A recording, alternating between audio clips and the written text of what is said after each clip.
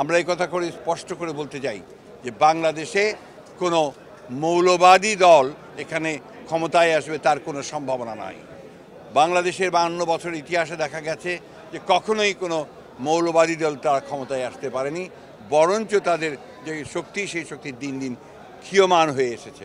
আমরা বাংলাদেশের মানুষের আস্থার উপর আস্থা রাখি, তাদের শক্তির উপরে আস্থা রাখি।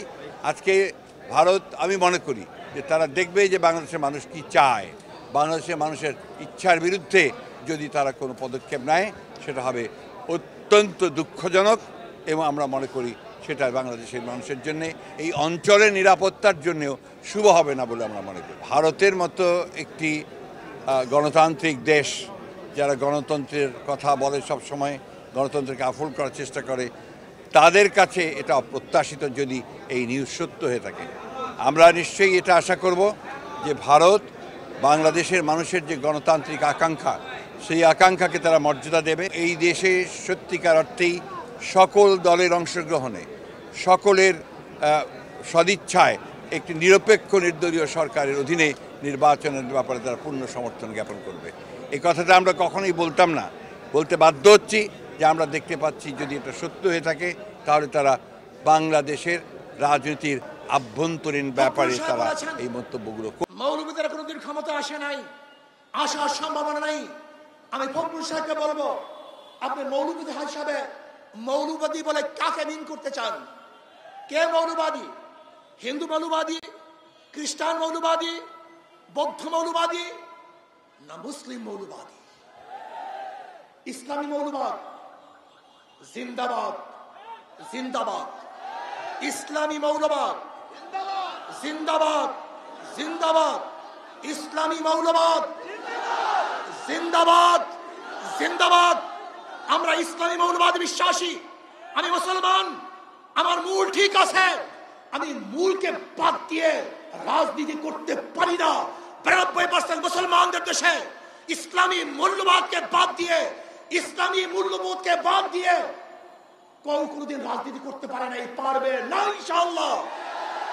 কাজী আপনি যে স্বপ্ন দেখাচ্ছেন মৌলবাদীরা ক্ষমতা আসবে না, আসে নাই, সম্ভাবনা নাই।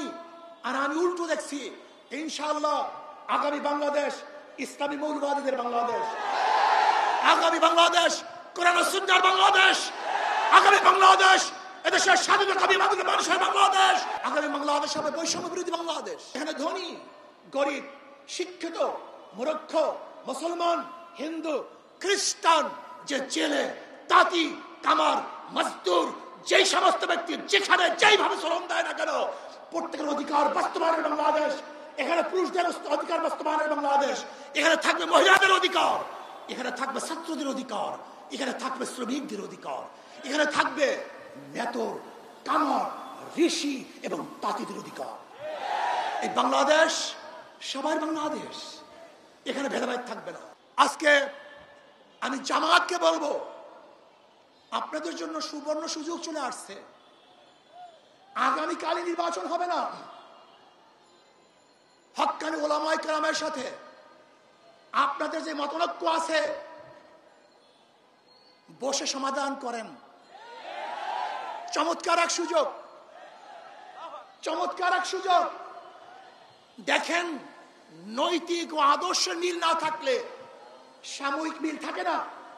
বিএনপির সাথে আপনাদের চরম দুস্তি ছিল, একই সাথে আন্দোলন সংগ্রাম করেছেন, কিন্তু আদর্শ নৈতিক মিল না থাকার কারণে উভয় প্ল্যাটফর্ম ভিন্ন হয়ে গেছে। আমরা চাই না অনৈতিক কোন অনৈতিক কোন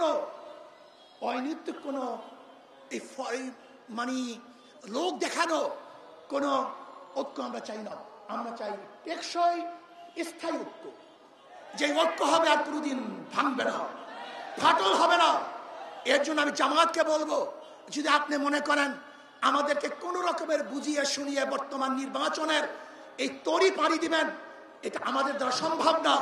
আপনারা আসুন, বসুন, হক্কানি ওলামায়ে কেরামের সাথে যে মতনৈক্য আছে সেই মতনৈক্যগুলি মিটিয়ে আমরা এমন টেকসই এক ঐক্যবদ্ধ হব, যে ঐক্যবদ্ধ কেউ ভাঙতে পারবে না, কেউ চুটতে পারবে না। ইনশাআল্লাহ আগামী রাষ্ট্র হবে ইসলামের রাষ্ট্র।